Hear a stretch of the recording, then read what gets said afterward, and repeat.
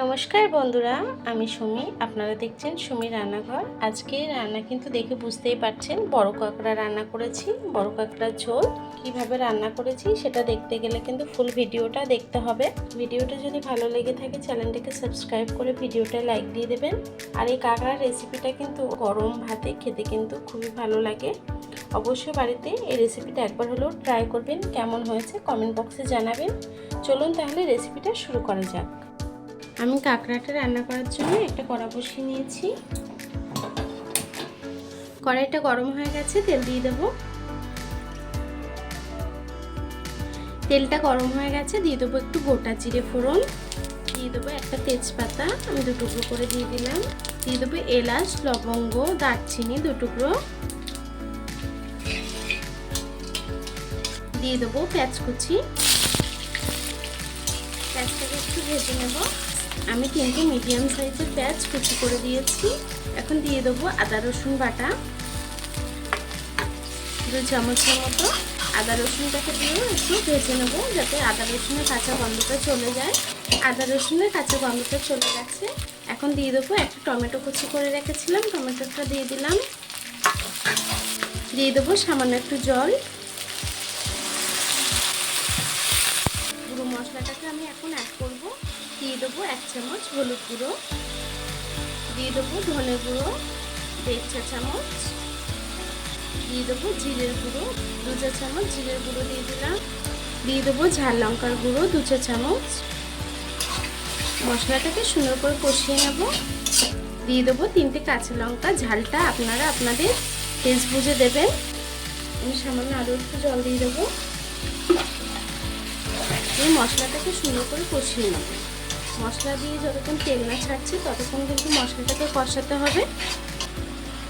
মশলাটা কিন্তু কষানো হয়ে গেছে। এখন দিয়ে দেবো স্বাদ মতো নুন। দেখুন বন্ধুরা, মশলাটা কিন্তু খুব সুন্দরভাবে কষানো হয়ে গেছে।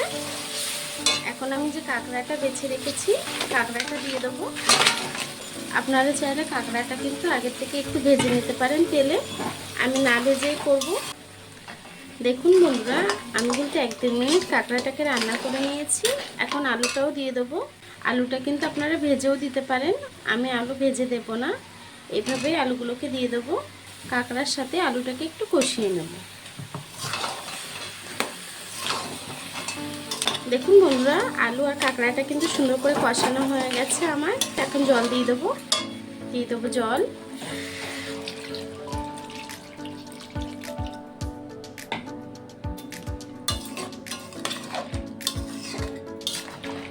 আমি সামান্য আরও একটু জল দিয়ে দেবো, যাতে আলুটাও সুন্দরভাবে সিদ্ধ হয়ে যায়।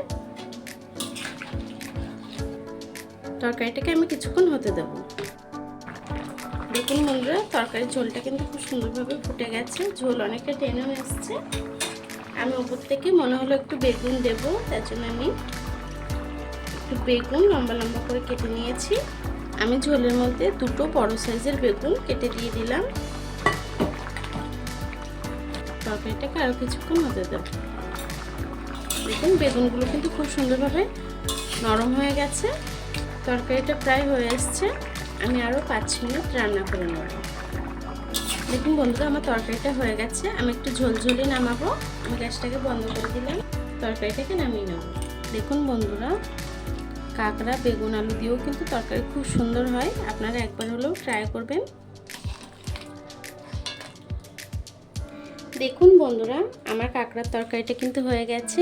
বেগুন আলু দিয়ে কাঁকড়ার তরকারি আপনারা এইভাবেই রান্নাটা করতে পারেন। আপনারা শুধু আলু দিয়েও কিন্তু রান্নাটা করতে পারেন। আর অবশ্যই একবার হলেও বাড়িতে এইভাবে রান্না করে খেয়ে দেখবেন। বড় কাঁকড়া খেতে কিন্তু খুবই ভালো হয়। এতক্ষণ আমার এই ভিডিওটা দেখার জন্য আপনাদেরকে অসংখ্য ধন্যবাদ।